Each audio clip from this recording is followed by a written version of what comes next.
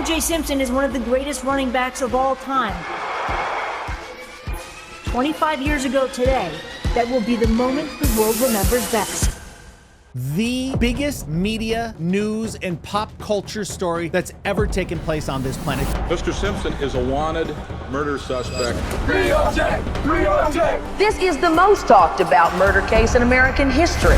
Or June 11th, June 12th, you know, the dance recital is on that day. I remember that day running at least 10 miles and then going and playing basketball. And the whole thing was that I was so, I'm not this obsequious guy making sure like, oh, OJ, I'm gonna take a jacuzzi. Kato Kaelin was the last person that saw OJ before the murders. We're in the mind of a killer right now, right? I don't know if he snapped at the moment, if he was planning on doing this, if there was a triggering effect that happened on June 12th at the recital where he thought, it just happened. It was like putting a puzzle, the pieces of the puzzle and how I see it, how they fit everything in together. When did you find out that Nicole was murdered? Did you try to go back to sleep? We all went into the other room, the living room OJ's. If a person steps over already knowing, it's kind of a bizarre thing. And then I looked and I said, oh my God, there are blood drops. Were you shocked? Were you mourning? Were you just like bewildered? I'm hearing this like, what could have happened? And never even thought of OJ because he was in Chicago. So I didn't think I think I was at the police station for at least 8 hours or so. I didn't know any news stories that are going out. So I was it was by myself in a room going back and forth. The biggest media, news, and pop culture story that's ever taken place on this planet. Don't even try to argue with me about that. That is a fact. The O.J. Simpson saga captivated the entire world. The entire world. One man was there for pretty much all of it. He became very famous. He had a lot of fans and maybe even some people that cast stones at him.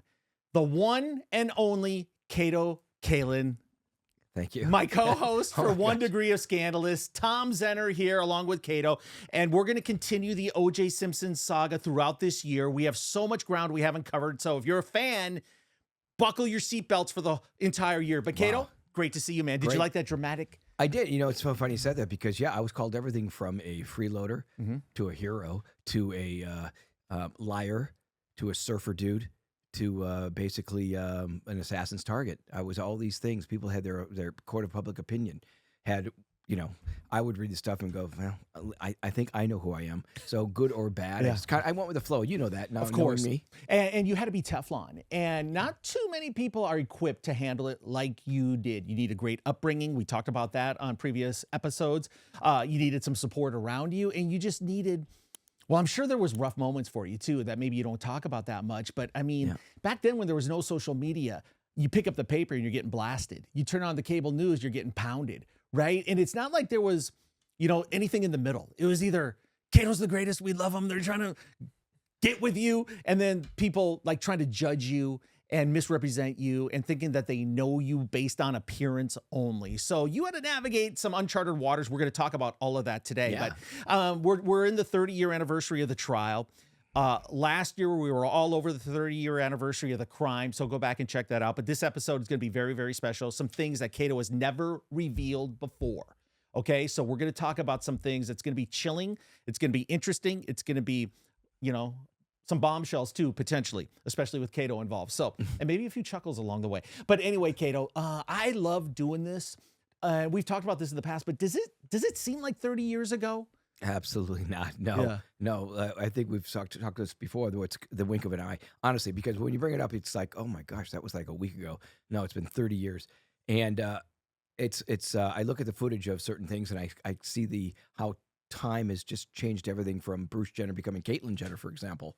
And then seeing Caitlyn doing stories on the news and going, I golfed when that was, I golfed at its events for Wounded Warrior when it was Bruce Jenner. So I look at that. I saw when back in the day when the Sydney and Justin were kids with the Kardashian girls, all just kids, where I was living on Gretna Greenhouse and them jumping on my bed in my room as a kids, and now they're the Kardashian girls billionaires. Yeah, I know. How these things. It's so. And there's such lightning capsule. rods too, Kato, because like we just lived through the fires here in LA. We have an episode on that. I have a documentary on that as well. But man, Caitlyn, she came out firing against government officials. Yeah. Good for her. Courtney's getting blasted because she said Karen Bass is inept. But I mean, she is inept. She's below inept. Yep. So lay off Courtney. Give me a break. Yeah, but when you're at that level, you're at a target for everything, Well, and who cares ultimately what these haters say anyway? Well, and we'll go back to what we talked, but a great point you brought up with Courtney, right? Was it Courtney? Yeah. That did it with Karen Bass, because now Kevin Leary from Shark Tank is saying if California gets any funding, it has to only be under the policy that Newsom and Bass resign. I love that. Then they'll get is that a genius? No wonder he's on Shark Tank. It's a genius move, but it is. I saw him say that on Fox. I saw the clip, and he said it emphatically. It caught everybody off guard. But holy crap, does that make sense? Like Dumb and Dumber would actually leave. Bass and Newsom, they'll never leave, and then they'll start gaining their support again. But all they do is deflect blame. They take no responsibility. They have zero leadership skills. Yeah. Zip.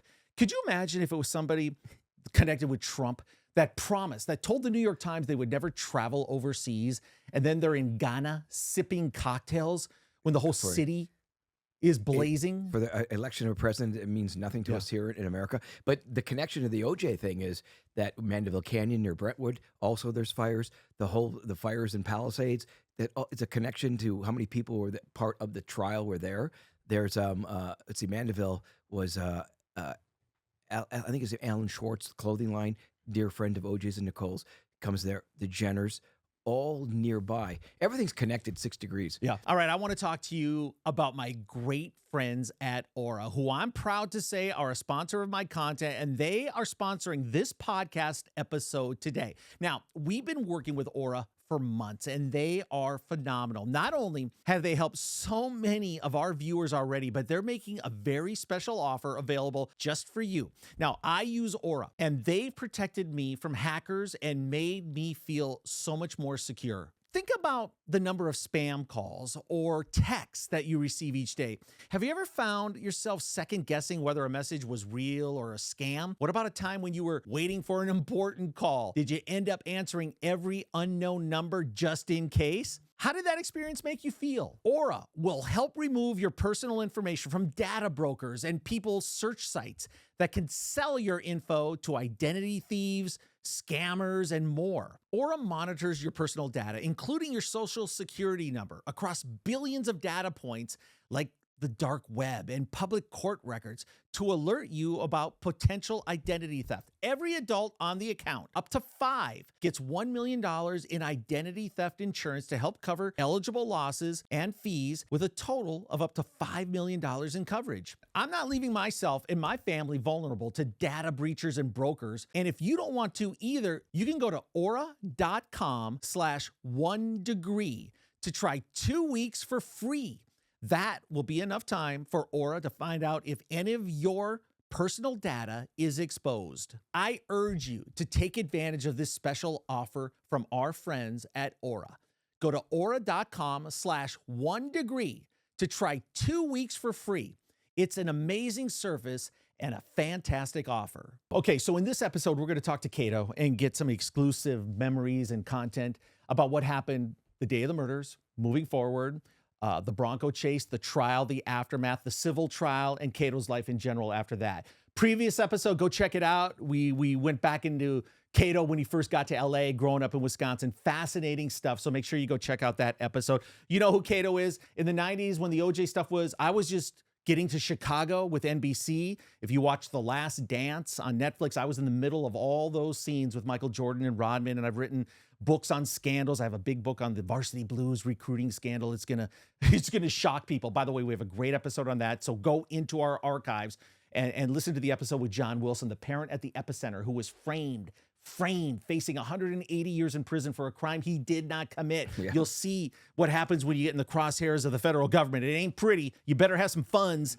to back you up, and you better have some support around you and some thick skin. And he did it. He beat them. He beat the Justice Department. He was Shawshanked. Yeah, and it's going to have a very happy ending. All right, so I'm excited about this, Kato. We've had so many great guests connected with the O.J. Simpson saga. We went to all the sites last year. We toured them, which was phenomenal. But there are so many more that we're going to get this year. Here's on my list: Mark Furman, Marcia Clark, Chris Darden. I think all the jurors are dead, pretty much. No, for real, but a couple alive. Yeah. But there's we are going to get A-list guests connected with the OJ scandal because it's going to be big all year. On my X feed, quite a few people have been retweeting Kato Tom and you have got to get Faye Resnick on too. Yeah. And I know I can get Faye. So, I mean, I am all in on this, Kato. Yeah. We're going to we're just going to turn this upside down this year because people can't get enough Yeah, of this. I would So, think if you get Marcia Clark, Yeah. I wonder how. I know how I would treat her. I wonder how she would treat me. So I don't know what kind of show that the pretty compelling show. the world would be watching. When we get Marcia Clark in this studio, my man Zeus over here. Zeus, you may have to hire some security that day. All right. We're going to have helicopters buzzing over. We're going to have paparazzi. Okay. And get me a stylist too. Okay. Would you wear a wig so we could recreate the trial? I have a one. long I have one. flowing wig. From my Trivial Pursuit commercial. I've got the actual the hair, how they dressed me. for Okay. that. So, hey, we're going to get into it. Before we do, shout out to my daughter, Brooke. Yeah. Amazing. She just had her 27th birthday on Monday. So she's a teacher in the Palisades, which is the epicenter of the worst part of the fire, along with Altadena. She had an emergency evacuate at 10:30 in the morning, the fire, with only her phone, all her students. She had to walk 6 miles. The school made it. It's Calvary Christian. A Christian school made it. What a miracle. I think it's a miracle. But they have to move into an office park in Santa Monica, 90,000 square foot office park that was vacant since COVID. So they're going to get the kids there. But let me tell you what she did. This is unbelievable. So, she wanted to make sure that the kids had a diversion. So she had her 5th grade class from 2 years ago are now 7th graders. So she had maybe 15, 16 of these girls come to our house yesterday in Manhattan Beach. That's true. Shonda cooked up a great feast for them. I picked up some pizzas and then Brooke, who's just so damn good at this, created this crafting extravaganza. I don't even know how to describe it, right? I mean, All they at your were house? all at our house. We had the Taylor Swift music rocking. It was just so, Kato, when you see how people want to help each other in this city, they don't care what your political beliefs are. They just want to help. That is who people in Los Angeles is. Can I?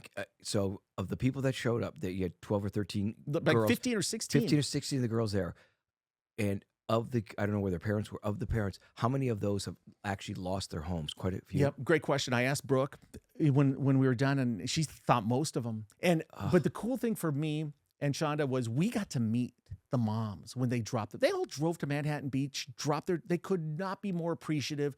They love Brooke. I mean, Brooke is a rock And star. they lost their house, and they're just. But you know what? Think about it. Your kids, you want some sense of Oh, no, I normalcy think it's- and get them together. And they were having so much fun down there. So my point is, people in Los Angeles are amazing. This is the greatest city on the planet, if you ask me. And it's just the worst part about this is our leaders. I'm not going to get into that now, but for everybody watching this around the world, there's no place like LA. We move here for a reason. We want to live here. And it's been devastating what's been happening. But the average everyday people, I don't care if they're super rich that live in the Palisades or wherever, people just want to help. I'll tell you, I don't know how Brooke would feel about this. Your daughter, Brooke. Tom, this is a story. You've got to call a news station.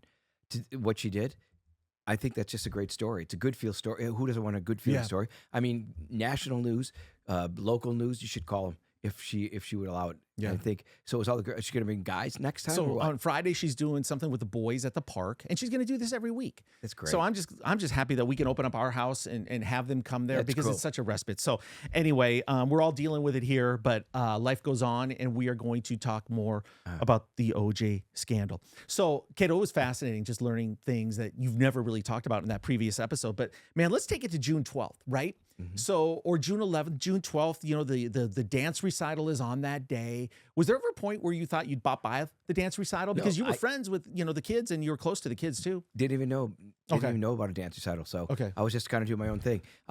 We mentioned before I used to run a lot. So I remember that day running at least 10 miles and then going and playing basketball after. And I played basketball at, it was somewhere in Brentwood. It was a pickup game on cement. So I played there, and I played there for hours. So I was starving and sweating. And that was when I said, God, my body's so sore. Mm-hmm. And that's when I took a jacuzzi.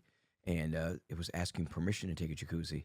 And the whole thing was that I was so, I'm not this obsequious guy making sure, like, oh, OJ, I'm going to take a jacuzzi. But I asked, out of being polite, can I go into your jacuzzi? Sure. I said, sure.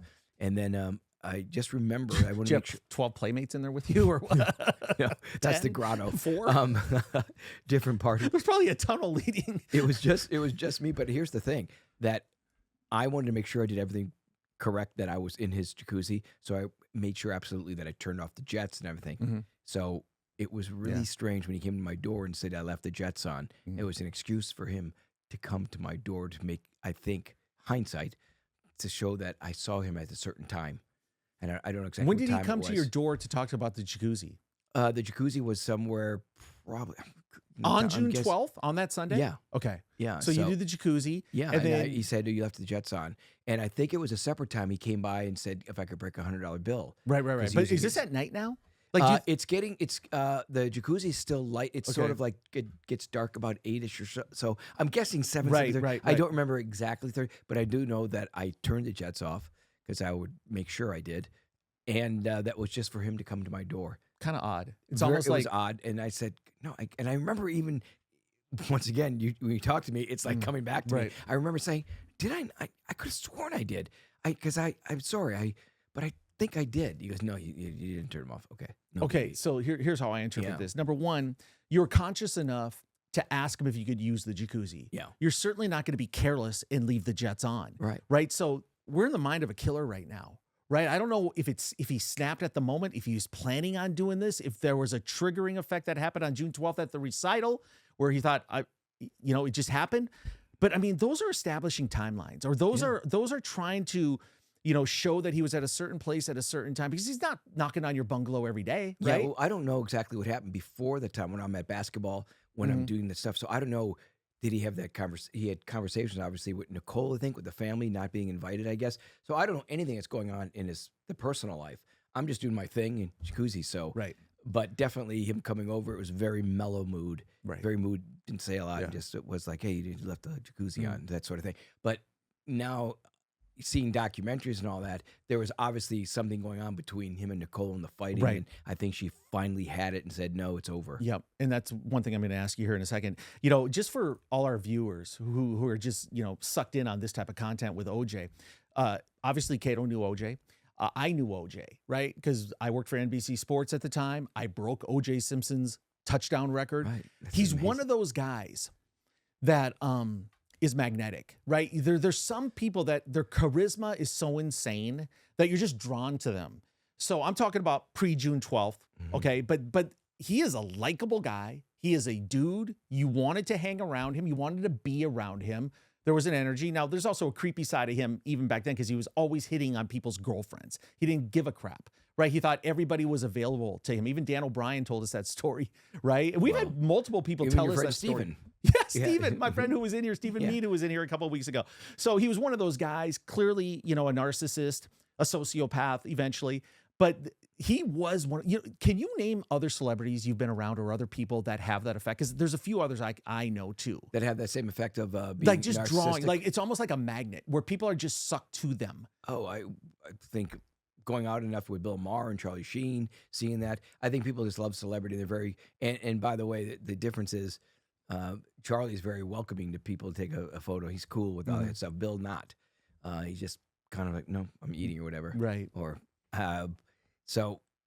Yeah, I think there's a magnetism of certain people. Yeah. That's definitely him. And I did a commercial with Dennis Rodman. It was the same thing. People love it. And you know Dennis. I know. So people love that. And they want to be part of the bizarre stuff of him to do something bizarre. Right. So that, it's a funny story is one time in the 90s, I was at a theater. This is before OJ.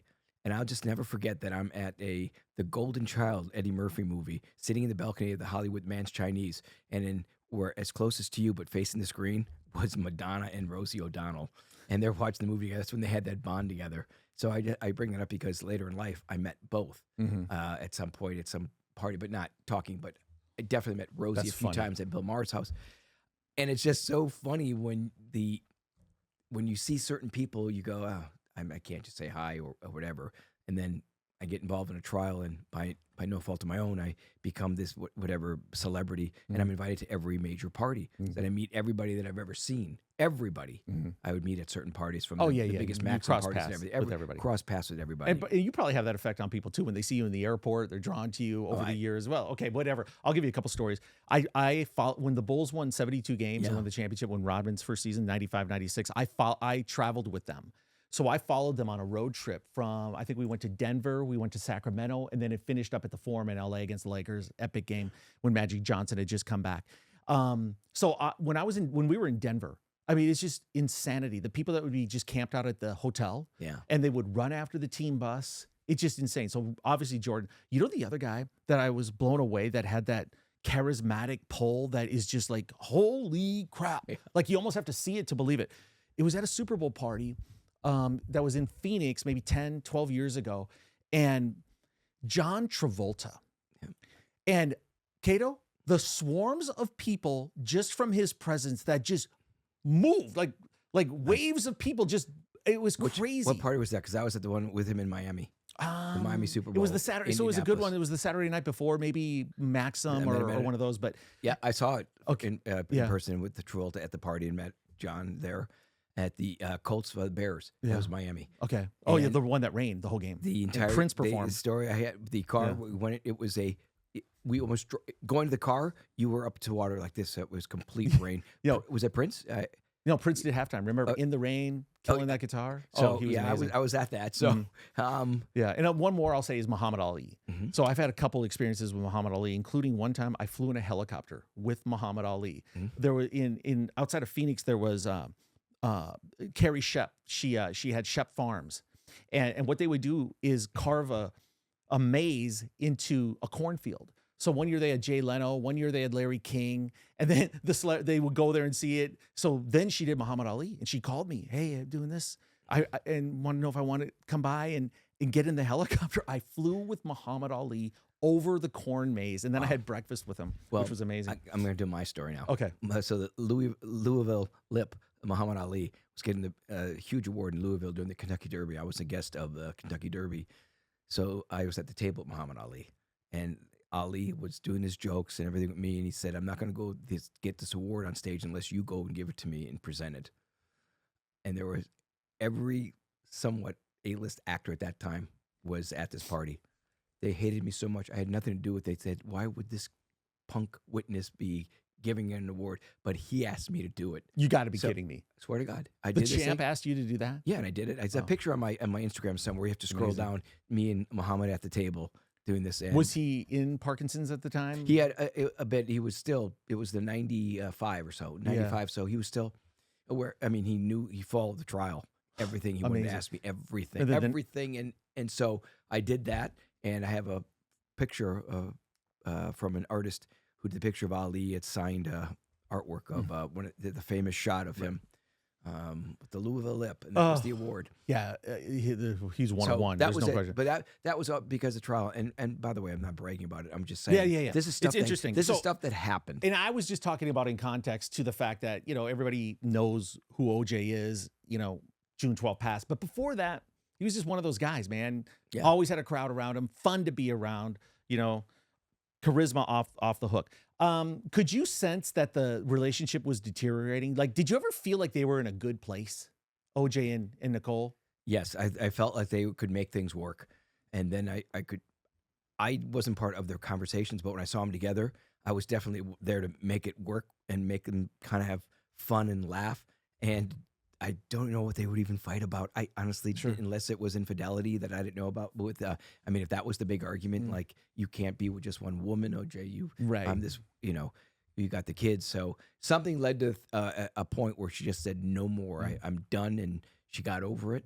And I think that, my opinion, was devastating to him that he knew that he had no more control. No, he wanted her and everything else. Yeah, right. so He I wanted think her under so. his thumb. It was almost like you took the role of a child in the relationship, like one of their children. Like you want the parents to get along, right? Kids Right. oftentimes do that, right? When there's arguing and things are going off the rack. Yeah. So Okay. that was probably what I saw. But I always, I was not the babysitter, but they'd love to have me along with stuff with the kids, with Sydney and Justin, who were hilarious. Yeah. Okay. So June 12th. It happens. You go to McDonald's. We did an episode where you went to McDonald's for the first time on Santa Monica Boulevard in 30 years. You remember rolling up there. Last time you probably went to McDonald's was then. Yeah. Or Oh, the and drive-thru. definitely that one. I've never been back since that time with you. Yeah. And I'm sure you spent a lot of time too revisiting how he was acting that day. Like, was he acting nervous? Was he preoccupied? No, I think the thing was, because that was one of the questions that Marcia Clark asked is what was his mood? His mood was deep in thought. I just remember saying that on the stand. He was deep in thought. It was like not much to say, and I felt like I'm in the front seat of his Bentley like not wanting to start a conversation. You know when a person doesn't want to talk, and especially doesn't want to talk to me at that time. And the only conversation was when he ordered the food and then started eating it in the car. And I waited. Yeah. I waited. So it was definitely, I mean, I knew deep in thought. Did I know what was going on? Absolutely not. But, Did you ever meet Al Collings? Yeah. What was he like? Yeah, he was definitely, his best friend was OJ, and they were pretty inseparable. And he definitely loved Nicole as a friend, and he was great with the kids and everybody. Every time that he pulled up with his car, which was, by the way, a Ford Bronco, identical to OJ's Bronco, they'd come running. He was like sort of it's like a second dad, I think. And I think that he was. Well, they were teammates at USC. Yeah, I think he always had OJ's back, but he also loved Nicole, and he probably hated the fact if OJ was cheating. Maybe he's the cover. I don't want to say anything online, but he definitely was loved Nicole. 100%. Well, he was protective. He was, Yeah. he was the guy, part of his entourage, but the number one guy that would just take care of things, set things up, Nice deflect guy, everything from extremely him, nice guy. fix problems or whatever he had to do. Did Nicole ever talk to you personally about problems in her relationship with OJ? Did she confide in you that way? Not really. I think at sometimes when we did talk, when it was the times when during the Aspen that she was divorced at the time, and so she was loving her single life. I think she loved the single life, and she loved being with her girlfriends and to go out and do her thing. So that was her thing. She was single now, and I think that she met OJ when she was 19, and I always, again, my opinion, Tom, I think she said from 19 to what she was almost 40, she lost all that time when you're 19 of going to places when you're in your 20s to bars and meeting people and dancing and then getting serious. So she, I think, was reliving things that she missed out on and said, I missed that, but I'm gonna live that now. Yeah. So, and then she knew she had 2 kids, and I think at one point she just said, I've had enough of that now. I just I wish I could have a husband that could just be the white picket fence, the whole thing. Yeah, women in those situations, they're always hoping, right? Yeah. They're always hoping that maybe she sees flashes of it every now and then, and she goes, why can't I have this all the time? Yeah. And then he just reverts to being who he was. But you could see how women kind of grasp onto that little thread of hope, thinking that maybe they'll change, maybe they'll get better, maybe having kids will change us. And then, unfortunately, that was the worst of all possible endings. How was OJ around his kids? Did he ever act like a real dad? Was he like close with them? Yeah, I mean, I think the kids loved him. I think they appreciated the time when he'd come by and see him, because he was doing so many different things on board of 12 different companies, NBC Sports, and then doing autograph signings all over the town, of flying out, constantly out. At the time that I lived there, he was gone most of the time. So I think they appreciated the time that he came by, and he did go and see the kids during those times. Right. But gone, I think it was kind of a, friend for hire for a while, when it was sort of just and there. and a lot of he loved busy his dads, kids. I can't right? say- Don't yeah. have a lot of He's time. busy- They're gone. He was extremely busy. Right. Okay, so who would have known? Who could have predicted that day could just like change the history of the world in some ways? Just TV coverage changed from then on. Reality TV became a reality, and then your life, obviously, it almost feels like. Do you ever think part 1 of Kato's life ends about 9:45 on June 12th, 1994, and the rest is something completely different that you couldn't create in a laboratory or make up in a Hollywood boardroom? 100%. I couldn't believe that. I just remember the phone call I made to my still one of my best friends. So it was Tom O'Brien. Tom, the greatest guy in the world. Tom was a DA at that time, a DA in San Diego. I just remember the call of him going, I just had dinner with OJ. We had a chicken sandwich, and doing that, never thinking, just being our funny selves. Yeah. And it's the great life here. Not, you get cocky and sort of like, hey, just dinner, just a chicken Hey, what are you up to? sandwich. I just had dinner with OJ, right? Yeah, just chickens. And not realizing that I'm talking to my dear friend who's a DA in San Diego. And everything's phone records. Sure. So all the transcripts. everything. So it's just, it is a moment changes your life.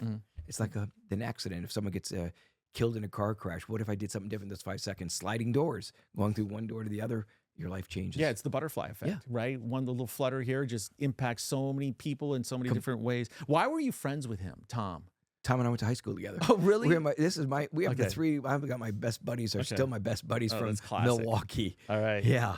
So always good to have a friend like that. That's a DA. That never hurts. Oh no, now he's a huge lawyer Yeah. with white collar crimes. All right. So, there's so many like compelling stories that you have. The first time I heard this story that we're going to share right now just gave me chills. And it happened at night or early morning, right? Well, there's two parts of this story, June 12th. So you're back in the bungalow. OJ's heading off to Chicago. By the way, great episodes with Alan Park, the limo driver. You have to go back there and just see, the tension involved when Kato and Alan Park were loading up OJ into the limo. Go back and watch the episode. It's phenomenal. But you're then got a friend on the phone. A girl that lived in the valley, and you kind of maybe see, should we get together tonight, meet up or whatever? And then actually she lived in Palms, so it was more in the west side of LA. Okay. Yeah. So, and then that conversation goes back and forth, and you're just chatting. It's a normal Sunday night, gearing up for the week. And then something strange happened, right? In the middle of that phone call? Well, first of all, my pictures moved. I thought there was an earthquake. That's what I'm talking about. Yeah, completely. I said, asked her if there was an earthquake because my picture in the wall moved, went like that. So I assumed we just had an earthquake. Did you feel that? And she said, no. I said, oh, it's kind of strange. And it was, I remember all these things being the gloomiest night. It was June gloom. And, Alan Park doing the show I haven't seen in 30 years.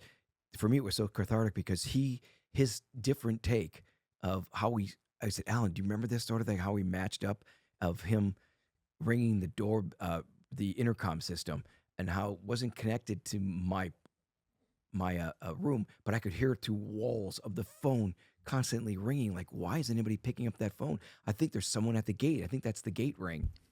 And then that's made me get off the phone, and I said, I'm going to see what's going on. This is going to be a stupid question. In 99% chance you won't know, but did you know what you had planned on that Monday? Like, did you have a week set up? Like, I might have this audition. I got to go over here, make this appear. What were you supposed to do on June the 13th? I didn't go to see Rachel because they come here because I had the old typewriters typing up my own resume of stuff going on. And I was typing up a resume just to, you audition, you put it on the picture, and you staple it. I had everything organized to do my headshots with a resume to do this. And I had the old IBM, the brother typewriter who used to type. It's not the computer. Remember. Yeah, so I was doing that. And I thought, okay, I'm going to get some motivation for the career. That was it. That was the plan. But you get a knock on your door. What was that? Maybe 4:30, 5? I think it was 5:35 a.m. Okay. If I remember, and it was four guys at the door. And that had to be just like, who the hell's knocking on my door? I told OJ I turned the jets off. What's he doing, right? Or he's in Chicago. Well, before that even happened, it was a night was like for some reason I just couldn't sleep, tossing and turning. I kept thinking it's a weird night, and then I heard high heels of walking on the cement, and there's 3 bungalows, and I heard that. I didn't know what time it was, but I said it's got to be like 2 or so in the morning, maybe 3 a.m. But I just remember how loud it was of the someone in high heels. Yeah, and it was Arnell because she lived the next. Well, I didn't see it, but I could only assume that was Arnell walking to her bungalow. And I said, "Oh, it's weird." Next thing you know, is knocks. I'm like, so I didn't correlate the time of. Is that the time? What's going on? Well, plus you didn't sleep very well, right? So I had to open the door to four guys, and I didn't even ask for badges. They said they were detectives.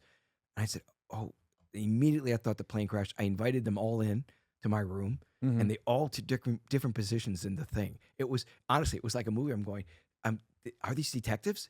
Is this me being jumped? So it was 1, 2, 3, 4 in the corners like this. And they all asked questions. So I'd be looking, answering one, then someone else would ask. And I think they were seeing my presence of, did I do drugs? They asked me this thing. They did the flashlight test. And then Furman just said, what did you wear last night? Bachelor, I threw all my clothes were on a chair. And then they said, where are the shoes you wore? I'm still thinking there's a plane crash, but not, right. So you don't even know why they're asking you these questions. It's the guys. It's Phil Van Adder, it's Tom Lang, it's Mark Furman, and I don't know who the fourth one was, but I mean these are the guys that were front and center throughout the whole trial, and they're household names now. Wow. I mean, and they don't play. I mean, they come in with a serious attitude, and they mean business. Could you tell from them that this must be serious? Yeah, I think it was. I knew at some point with them not answering if the plane crashed to that, and they asked me where I was, where OJ was, who lived in the other places. So they started doing a questioning, and this is way before Forensic Files and me watching. I've seen the Columbos, but it still wasn't. I wasn't like thinking there's been a murder. Yeah. That's the furthest thing. I'm like, what is going on? Mhm. And then I showed them everything they needed to know, and then I said to Vanetta and Furman, who now were only ones in my room, about the noise I heard. Yeah. And How the did noise that I come heard- up, by the way? Did they say, did they anything asked me- strange happen, or you remember anything odd? They asked me about my night. What Okay. I said, and I said, I'm on the phone. And I thought my picture frame moved. I said, it's probably not important. And I was doing it as one of these things like, it's not important, but that was kind of a strange thing. I thought we had an earthquake, and there's no window, so I don't know if there's something behind that wall. And that's when Furman went behind the wall. He had to go through the front of the house and walk down the area like that big. Yeah. And that's where the glove was on, the bloody glove. Yeah. And that became a Johnny Cochran's, line of if the glove doesn't fit, you must I have know. quit. It's like it was like putting a puzzle. It was, the pieces of the puzzle and how I see it, how they fit everything in together. Yeah. And how you build the case. Yeah, that story is just total insanity, because that's one of the most dramatic elements of this whole thing, that OJ jumped over this wall and then the glove fell down, and that was the noise you heard when you were on the phone with your friend, and then Furman finds it as he's talking to you. Yeah, and Like, nobody they're- knows if that's what happened, but that was what everybody kind of said on Yeah. all these different shows, Yeah. but it makes sense. Was there ever a point where you thought, do I need a lawyer? I mean, you guys are pretty intense right now. Do Oh, I need to yeah. protect myself? Oh yeah, I was never had a lawyer in my life. For any reason. And at some point I had other friends in the casting business that did movies, and a friend, he said, we're going to get you a lawyer just in case, so you can at least talk to somebody. Yeah. So I met with a lawyer named Bill Janega, who's passed away. He's just the greatest. And he didn't know me at all. So he was sort of suspect of who are you? So he asked me all the questions. I'd say we talked for about 2 hours before he went, okay, you're okay, guy. Okay. Because he obviously met criminals before, I guess. Right. And he represented people in cases of high crime, maybe Yeah, murders. and nobody knew anything at that point anyway. You Exactly. could have been guilty, Kato. Yeah, That so- long flowing blonde hair. You So, look a little sus. Yeah, and then he was like, okay, we'll take this on. And I became a dear friend up Right. until the day he passed. It's funny. It's almost like karma. You're probably thinking, holy crap, I'm calling my boy Tom O'Brien in San Diego, bragging about the fact he had OJ, dinner with OJ. You're calling Tom back at breakfast. Hey, I need a lawyer. Yeah, I Some did- crazy I did, shit but- went down last night. Can you come up? Can you come up to LA? Oh, yeah. No, Yeah. I talked Okay. to my friends about that. So when did you find out that Nicole was murdered? That was what it was about? Did you try to go back to sleep? No. That was it. That was me. That was pretty much my last night of sleeping there. It was we all went into the other room, living room of OJ's, because they had to ask Arnell for the code to get in. And no one knew still, because they were seeing the blood trail to make sure that he was okay, according to what they had said, Mhm. to check the house. Okay. And then I was in the living room just sitting on a couch, separated from Arnell. She was on a different chair, and the detectives were in there, walking around. I think they were, I didn't see all of them. They could have been walking around the house and looking for stuff where they found blood drops. Yeah. So, Because I remember, I kind of remember where I was when the news hit. It was probably about 11:30 in the morning on that Monday when I started hearing radio reports about it. Right. O.J. Simpson's ex-wife murdered. So they come see you at 5:30. Then you guys all move into the big house, right? And then got the 4 detectives there. And then did you ever say, "Hey, what's up? What's going on here?" I didn't know anything, Tom, until I heard Tom Lang said, I think Arnell, to call the parents of Nicole, and then Arnell couldn't say it. She couldn't handle it to say it. She was so shook up that Tom Lang took the call and then said, "Your daughter's been killed." Wow. And that was it. That's how I heard it, overhearing it from the kitchen area into the living room. And that's it. I didn't stay in much longer because they had me escorted out. And the detective escorted me out. Certain things that stay in my mind forever. Mm-hmm. He had the wooden floor with a little bit of pegs, those darker pegs compared to the floor, how you would peg in a floor. And they said, be careful of the blood drops. And that I had to look down. And from seeing different shows, I'm so glad they said that because I was so unaware. I think that was a way they get people, like, if a person steps over already knowing, it's kind of a bizarre thing. And then I looked and I said, "Oh my God, there are blood drops." And I was out. A street policeman took me in the cop car, and went down to Santa Monica, and I sat in. It's an interrogation room, but I wasn't being interrogated. They were offering me food, and they just had me sit in this room for hours, no phone, nothing. If I had peed, they went with me to pee, and So you went straight from the house there? So they isolated you basically? Yeah, I was isolated. And then they probably questioned you. We'll get to that in 1 second.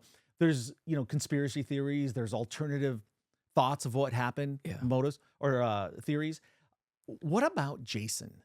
Did you know him well? Did you get a weird vibe from him? No, I thought Jason was great. I thought he was a really cool guy. He's working actually at a restaurant that KBC radio guy, Michael Jackson, you remember him? It was his restaurant. So, and once again, Jason loved the kids too. But he had a relationship with Nicole that, from what I saw, they liked each other a lot. Okay.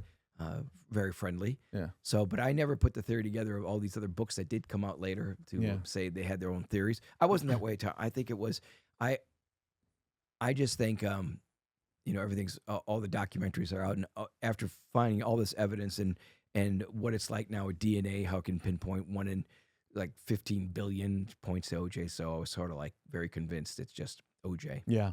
Did you have any thoughts in your mind like, well, two things. Number one, you just lost a close friend of yours, right? I think that gets glossed over a little bit. The fact that you were really close friends with Nicole, right? Everybody associates you with OJ. Did you know OJ before you lived in his bungalow? But you guys were close friends. You lived in the same house on Gretna Green. Were you shocked? Were you mourning? Were you just like bewildered? Completely. I couldn't believe hearing those words. It's just it didn't seem possible. You have to understand. I'm hearing this like, what could have happened? And never even thought of OJ because he was in Chicago. So I didn't think of, all right, so Chicago, who would have done this? Why Nicole? So it was a sort of like me going, was this possible? And then the news started breaking out. And then certain things came out. I think I was at the police station for at least 8 hours or so. I didn't know any news stories that are going out. So I was it was by myself in a room going back and forth, and they offered me prison food. God, it's not like you have a phone where you can scroll the news or anything. Nothing. Back 30 years ago. You're just sitting there with your thoughts. Yeah. Knowing that your life has completely changed from that moment going forward. Did you have any idea how gruesome the murder was? No idea about anything. I just knew that all the news that was coming out, back then I had a phone answering machine, and my tape ran out. I think it was a 35, maybe 45-minute tape. Only thing I know is that I have it somewhere. I believe I've been looking for it. My mom calling and calling and calling, so many messages from my son, bawling, just completely bawling. So finally, when I got a chance, that was the first call I made. And because she probably had no idea, like if you were alive or where you were, and she's probably really worried because you weren't calling her back, right? And she didn't. Something must be up. Well, exactly. Plus, in the beginning, there's no description. There's no name to Ron. And just another victim. Just a victim. A male victim. Another male victim. Yeah. And so holy crap! So that's what she was thinking for sure. Of course, yeah. And so my mom, with not me calling the other victim, because I think about it, that's exactly what was going on. That she didn't know. I'm not returning the calls. The other victim's not reported. She knows that I lived OJ's and Nicole's house. Holy crap! She's talked to Nicole on the phone before. I mean, what else would she have thought? Exactly. And then you're not calling. And so not just to my mom, the whole entire family. Yeah. And pretty much, I have a very strong connection to Wisconsin. Everybody in Wisconsin probably thought that my mother was very connected. My father had already passed away. If you look with 20/20 vision in the rearview mirror, they probably would have got a call if it was you dead. You know what I mean? So, but still, you're not thinking that. She just knows she can't reach you. Exactly. Yeah, exactly. But now that you bring, I never thought of it, but that makes perfect sense. Yeah. It would I was wondering if you had a sibling or, hey, mom, the cops would call us. The detectives would call us if it was Kato. Yeah. Wow. But still, man, all you're thinking is they can't reach you. They know that you live there and there's a male victim. That's insane. Exactly. No one knew that. I don't think it was, I don't think Ron's name came out for over 24 hours. Right. Do you remember the frenzy? Like when you were able to finally leave this police station that day, sometime on Monday, right? Was it everywhere? I mean, were you hearing it everywhere? The radio, the news, everybody talking about it? No, I remember being dropped off by the police, and then just seeing the cameras, and then it was the frenzy had just started, and I knew that boy, I wish I'm trying to put in place what time it was. It was still Monday that I knew I had to get out, because I think that's when people were coming by. OJ was back, and I think people were starting dropping off food. Right. And no one knew anything.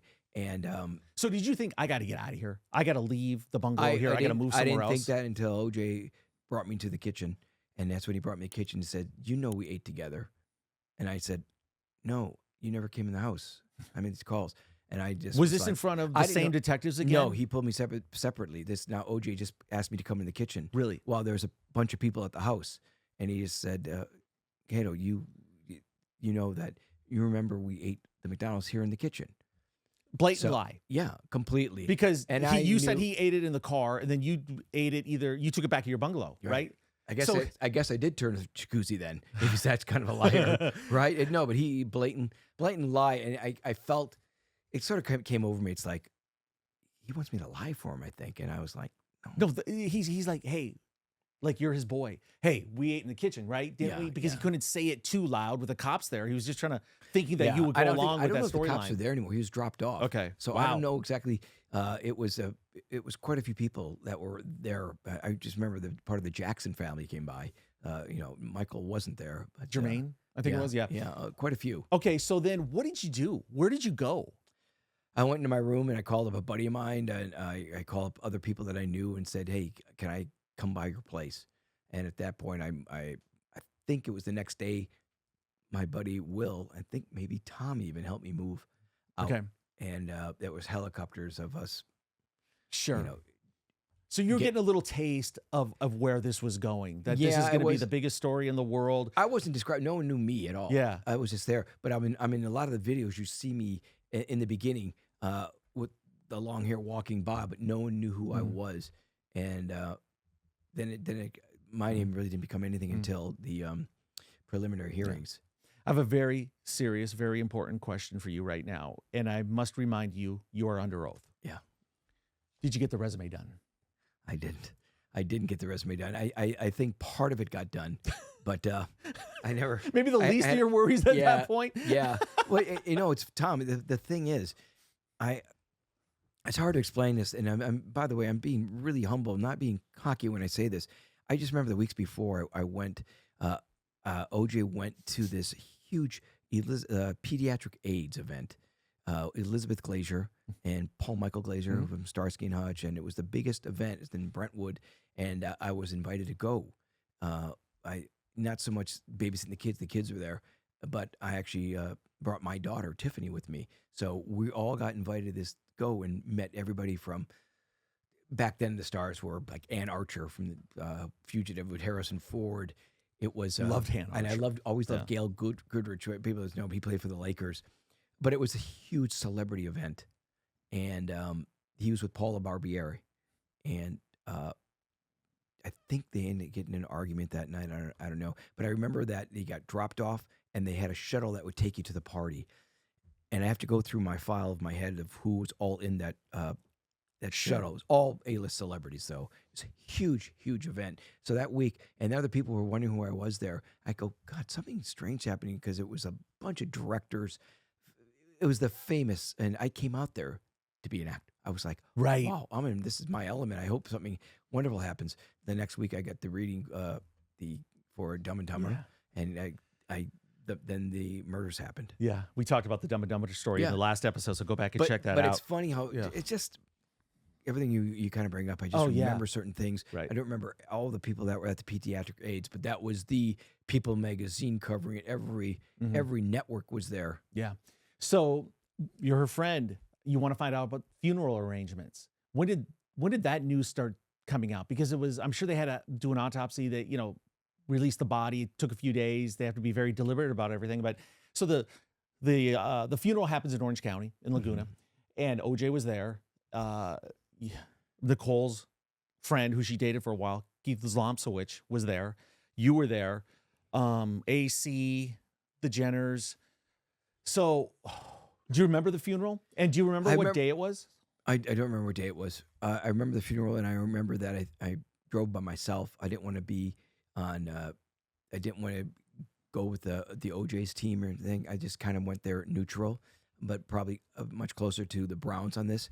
And I don't even remember who told me where it was going to be and directions, but obviously someone did. But I'm sure it was Nicole's family. Right. And then when we had Keith on our show last summer, another one you have to go back and watch if you haven't seen it. I remember talking to Keith about the tension in the funeral, right? Because you have the Browns over here, their daughter was savagely murdered. You got OJ over here, who was starting to feel like he was involved at this point, without a doubt. What do you remember about the tension there, where people were seated, if there were some dirty looks, any words exchanged? Because, man, if that was my daughter and I thought the killer was there, I don't know. I can't believe that they were, OJ was in the Browns' house sitting on a couch, and Nicole, Sydney and Justin were next to him.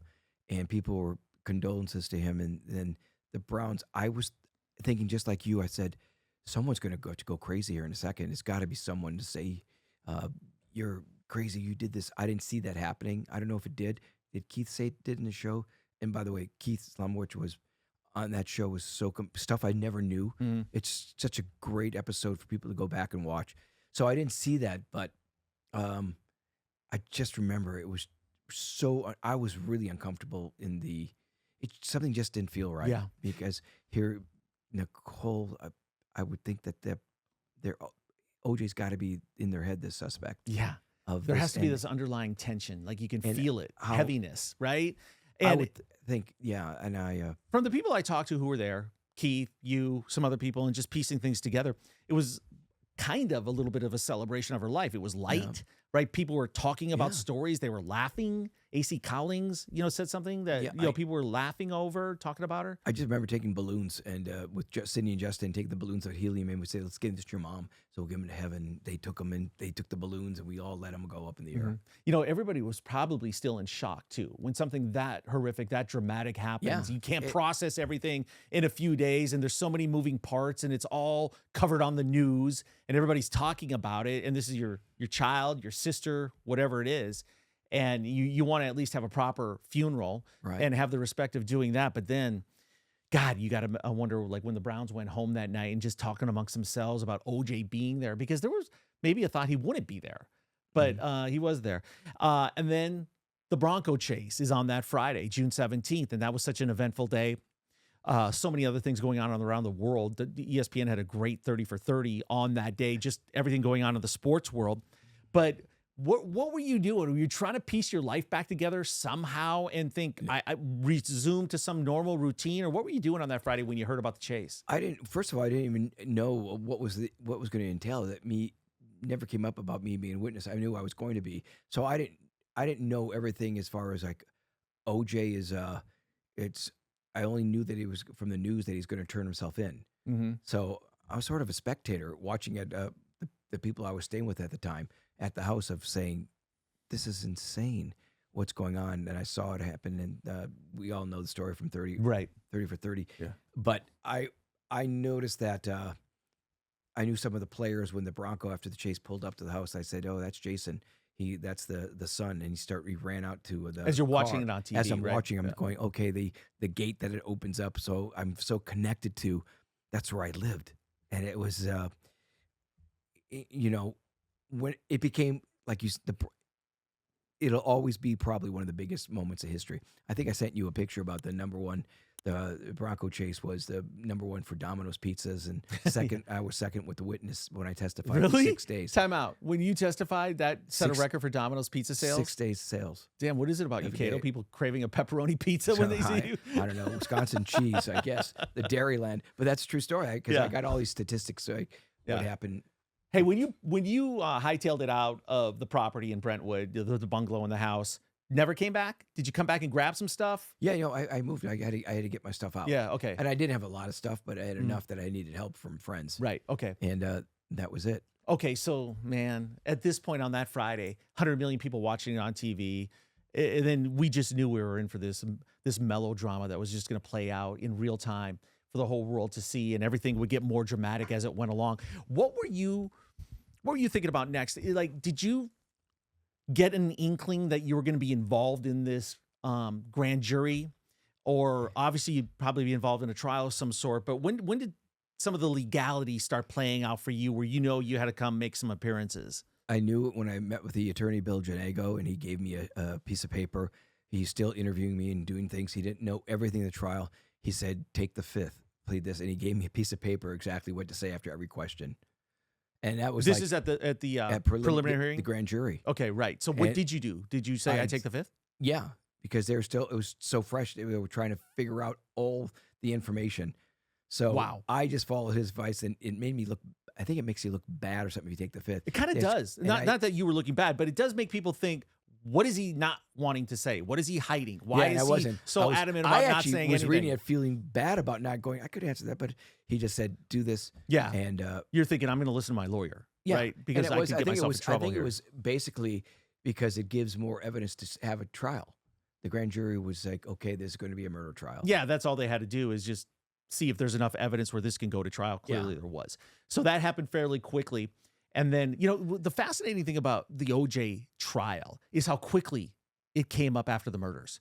Like, you look at the Idaho killings, the trial isn't going to start for Koberger until June of this year. The murders were in 2022. I don't That's get 2.5 years. I don't understand why that is. Yeah, or why they rushed it so fast in the OJ thing, right? And that was quick to get everything together where they would start the trial a couple months after. I think LA is obviously bigger than Moscow, Idaho, but I wonder if it has to do with the election year. Like, we got to get this thing now.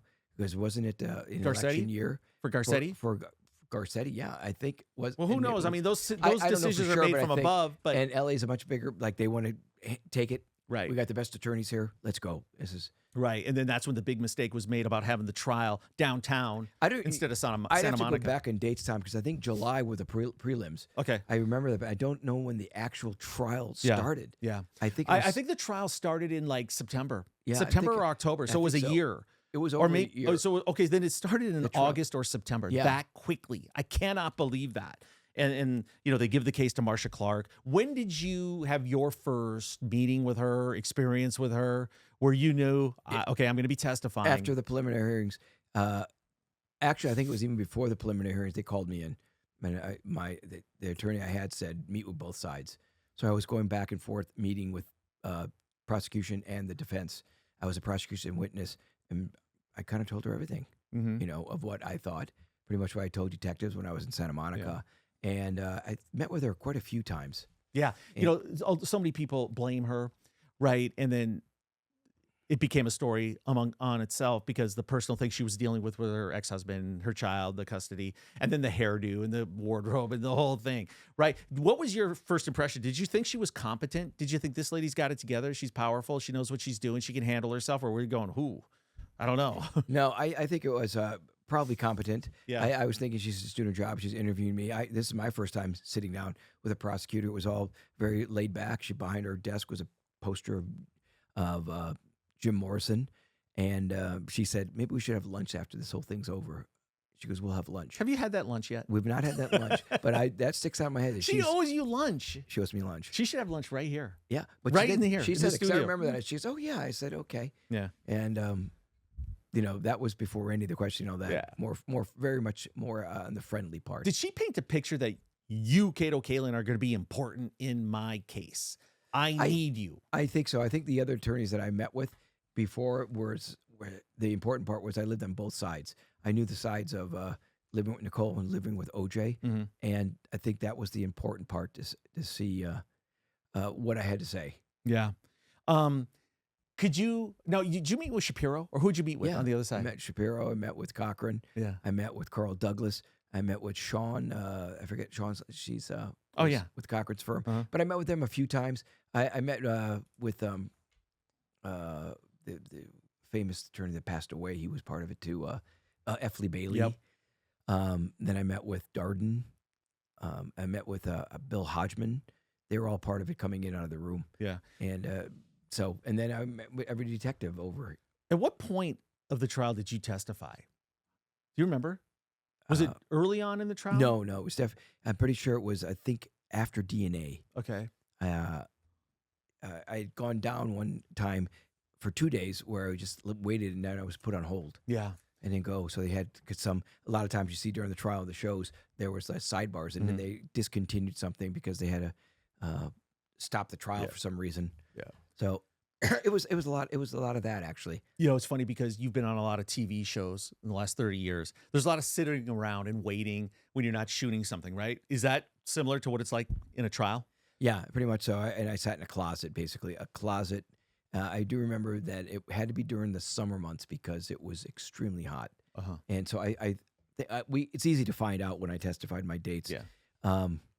But yeah, Tom, it's So when before you testified on TV live for the world to see, had some of the fame started?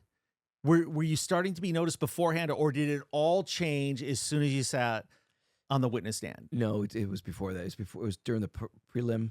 After I did my preliminary hearing, walking. Once again, I didn't know anything going on. I'm in the courtroom doing my preliminary hearing, and when I walked out, it was just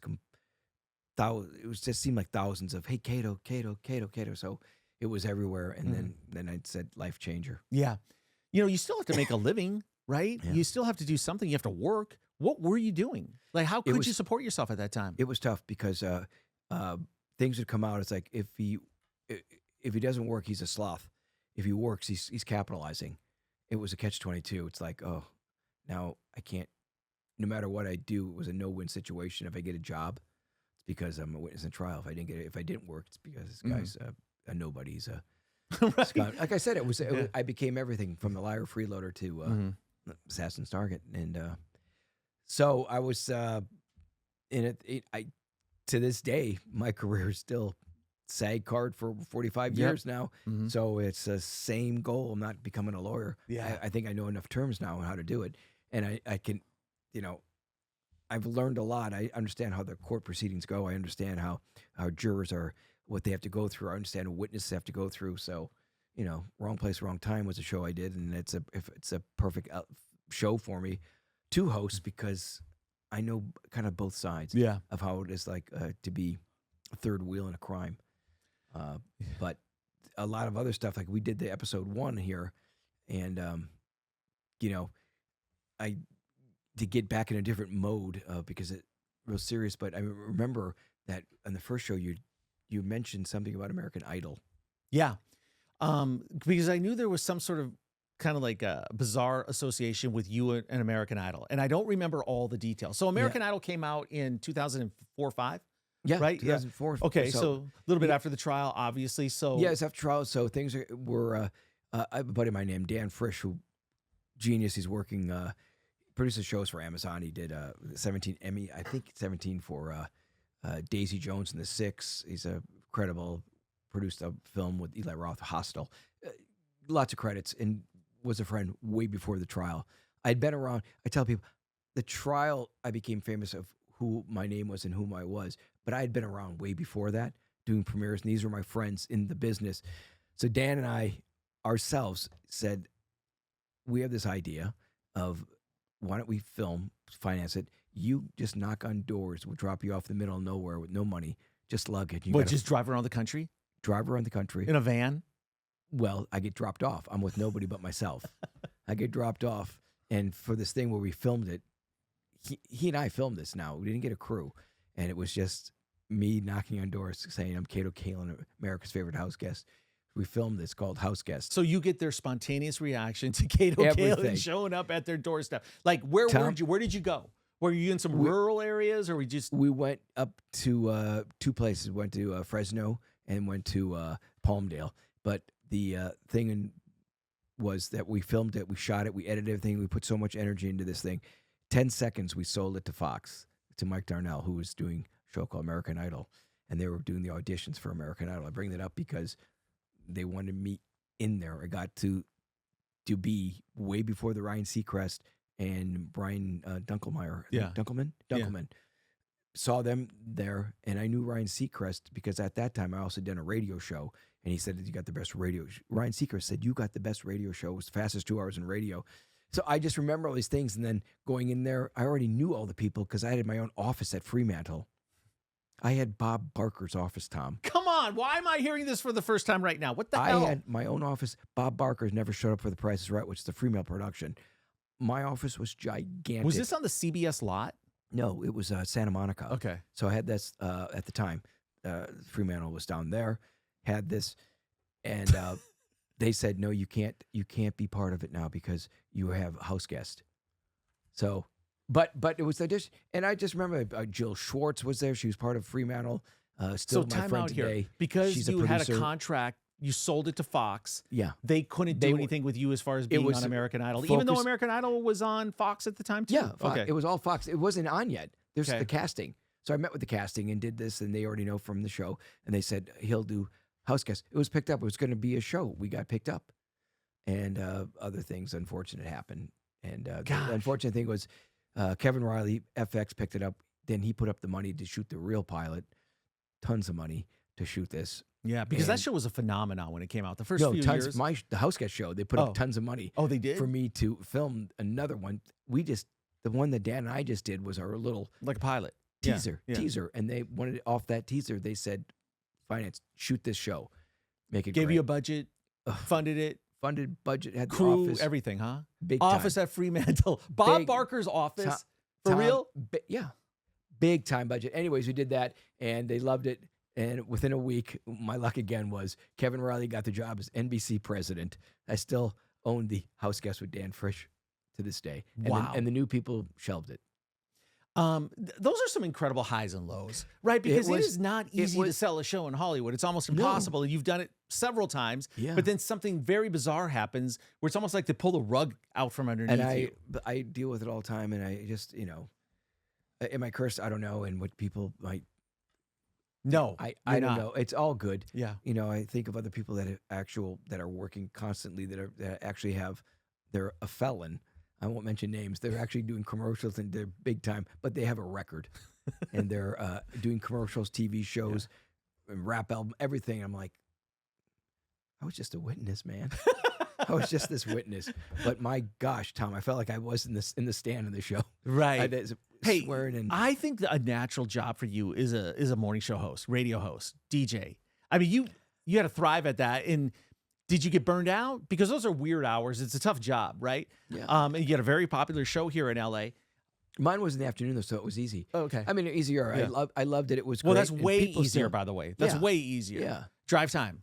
Afternoon drive time. drive And time. it was like I said, great time of my life, Mhm. and I did it for the year. It was great. So I thought, okay, you work radio, you can work it anywhere. Mhm. But for whatever reason, the winds of change. Yeah. Oh, that's all good. You know what? Mhm. Life is great. My story is just something the excitement of my story of what I've lived is. It's a book. It's a movie. It at one is. some point. And that's why everybody loves you. I mean, you read the comments. I'm sure we'll have great comments on this. hope so. Just America loves you, Kato. I mean, you just can't Well, help yourself if everywhere you not, go delete because you're those such an comments. original, Yeah. a great person with an amazing heart and so authentic and so entertaining. But it's fun to do this because these are stories. I've worked for you 2.5 years. We've done almost 100 episodes. Some of this stuff I've never heard before. I've never heard it in any of your other interviews. Give us an example. You're married now, happily married, great husband.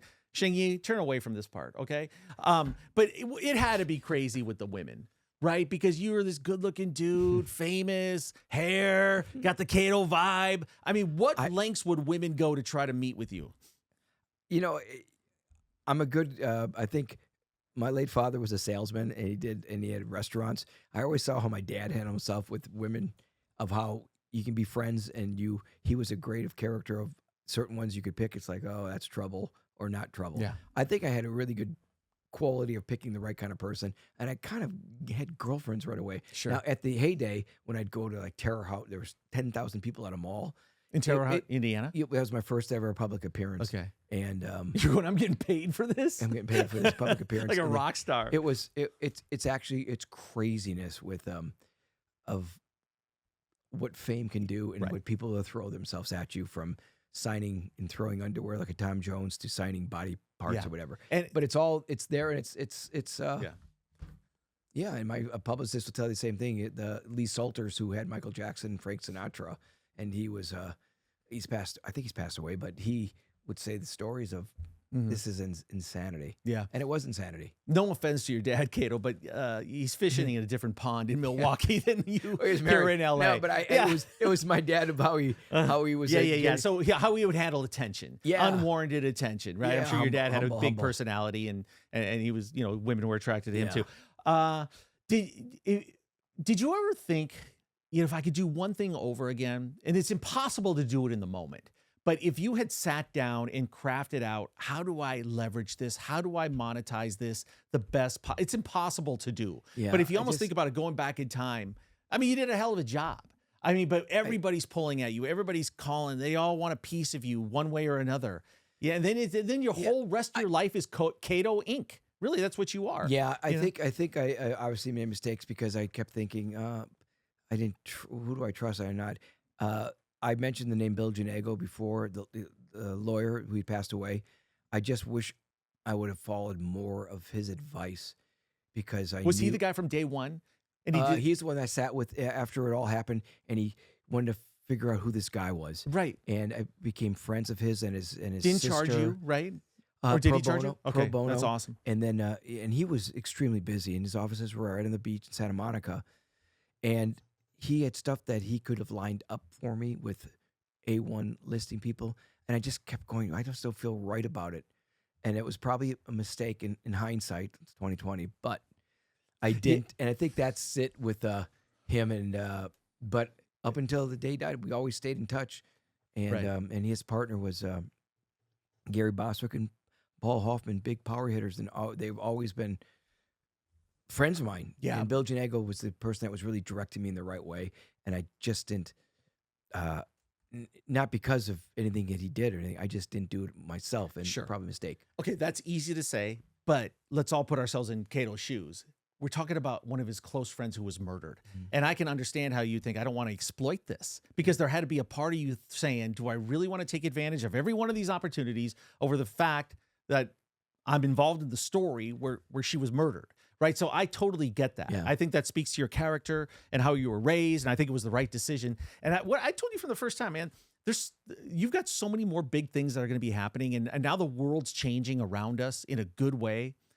Just socially, just globally, just, obviously we're in a crisis here in LA, but, opportunities can come out of things like this, and hopefully there's a shift. But man, onward and upward. Well, and you had one of the the most interesting lives of anybody on this planet, period. As everybody knows that watches our show, Zeus included, everybody watches, it's Tom's energy that I'm attracted to, the energy of that, because I have the same energy.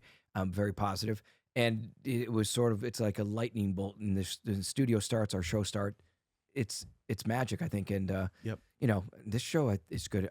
It gets bigger and bigger. So all the things, and we are working on stuff. Yeah. And Tom's been always connected to certain things and always looking out for me. He's got my back. I got your back. Always, always. And this is going to be a great year for us. I'm so excited. I bet we're at 1 million subscribers by the end of the year. Okay, I'm going to make that bold prediction right now. I really feel as this show just gets out there and exposed to more people, because it's great content. Yeah. And that's what it's all about. I've been in the content business for a very long time. I kind of know what people want. They want real, they want authentic, they want entertaining, and then they want access. And that's what we bring. We have the access to the content that we produce. So it's going to be awesome. Does this bother you talking about this? You probably wouldn't want to do it with anybody, though, right? Yeah, I enjoy talking, getting out of my system. Like I said, once again, the cathartic. But it's difficult because I want to. I think I just always want to move forward. I can't change my past. Mm-hmm. Everything I do is for now and in the present, and to make things better in everybody's life, and mine included. Yep. Is to pay it forward. So yeah, but obviously there's the documentaries I've done, the ones that are still coming out. It's good to talk about it. Yep, and I think it's you, like I said, you have my back. So yep. And I think it just brings context to the story that we cover so well, right? And you were such a pivotal part of it. All right, let's leave on two funny notes, or the Barbara Walters. I mean, you developed quite a relationship with her, right? Yeah. I mean, Barbara Walters. I can't even remember how many times I've done interviews with Barbara Walters. At least, I'm going to say at least 5, if not more. Right, including the day of the verdict, or were you with Diane Sawyer that day? No, I was Barbara Walters. Let's see, Katie Couric, Diane, Barbara. Hold off, I'm coming. Just 1 second here. Katie Couric, their staff. My birthday, they baked me a cake. They did the whole thing. I became good friends, I think, with Larry King and Barbara probably the most. But from every interview I've kind of done to the People magazine's top 50 people, whatever. At a point, it's I just came up with a great idea. What is it? Zeus, back me up on this. I want to do this. I'm going to do this within the next 4 weeks. I'm going to take a bowl, and we're going to write names of famous people, just some of the most famous people in the world, events, brands, things like that. We're going to shake up that bowl. I'm going to reach in there and randomly pull, name a name, and then give a story, because you've got a story with almost everybody. I think that'd be a great episode. Actually, if I ever have to do some kind of writing, that's a great thing, because it'll get my memory going. Yeah. It triggers it, right? And I think I mentioned, I don't know exactly when I'm going to do the Roseanne show, but the Roseanne is part of the trial too, in my life, a story that I'm not going to tell yet. Okay. I'll save it, but great. It's all part of it, of ABC. At the #1 show was Roseanne at the time. Mm-hmm. Interesting. Yeah, that thing dominated. It was huge. Well, I taped an episode. Yeah, we're going to get Roseanne. We're going to get her in studio, hopefully. Okay, and the last one is, because this story is just classic. You've mentioned parts of it, but you give us the full story of the White House Correspondents' Dinner, 96, 97, whenever that was. You and your buddy Larry King in D.C., Clinton's president, and then the proposition that you got from far, far away. Oh, okay. First of all, Larry King puts me up, and where I'm staying at some beautiful hotel. But I remember on the street, it was the Cato Institute. I said, Larry, they spelled Cato wrong. So he loved that, because it was CATO. I go, Larry, can we change the institute, please? Yeah, Right. he did that to suspenders, and then he took me out. Larry and I went out together to get my tuxedo for the dinner. So I was like, wow, this is kind of nice. Like my dad's taking me out. So we got the tuxedo, and then the dinner goes on, and I'm doing photos, going through security and doing my shtick, having an absolute ball with every Democrat, every Republican. It was a different time then. Everybody seemed friendly, and best time of my life. And then Bill Maher was the MC. He was the Correspondents' Dinner. It was for Clinton. Mm-hmm. And I just remember the opening line, which I didn't know the jokes they're doing. I was just a guest before even meeting Bill, was he's sitting next to Clinton and goes, I can't believe that I'm here with the most popular man in America, Kato Kaelin. So he said, stand up, Kato. So it was funny. And then everybody went to a dinner. I was invited to this dinner with Larry. And by the way, Larry's show was the biggest show, where it was international. And at the dinner, there was royalty there. It was just the security around the table. There was a sheik. It was a Saudi Arabian prince. And I'm doing my shtick with my glasses, like binoculars, and he's wearing these funny glasses, like these Coke bottle glasses for jokes too. He's doing the same stuff. And the dinner's like 3 or 4 hours. And then he goes, I'm going to make an offer to you move to Saudi Arabia. I will pay you right now $20 million. I'll pay you this. And my lawyer at the time, a different lawyer, was there and said, you have to talk to him. And they actually had phone calls and talks. And I said, I'm not going to do it. Think $20 million at that time. Like I said, I made some bad decisions. Hey, if it was now and they said Dubai, maybe you think about it, right? Yeah. But back then, Saudi Arabia wasn't a really attractive place to go. But 20 million? Whew. Yeah. Wow. Okay, that's fascinating. That's a great story. Great conversation. Great episode. I hope everybody enjoyed that. Give us your comments. You know, you probably heard some stuff you haven't heard before. And we probably haven't even covered it all, but there'll be more opportunities for that. I like the hat in a bowl. I'm doing it. Names in a bowl. Punch bowl. Names in a I'm going to stir it up like that kid. I'm going to reach in there. I'm going to grab a name, and I'm going to say it, and then boom. It's like the lotto. Story. All right. Okay, this was awesome. It is 2025, so we are going to get back to a lot of OJ content, plus all the big pop culture scandals and true crime. It's always happening.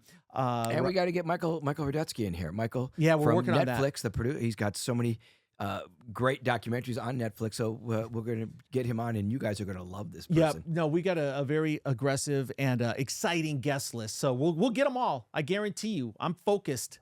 Kato, they're not going to. Am I going to get them? Yes, I'll get them. Trust me, Tom makes it happen. All right, that's about it. All right. Great episode, man. What else you got going? Rock there. Anything else? Today? Well, tomorrow?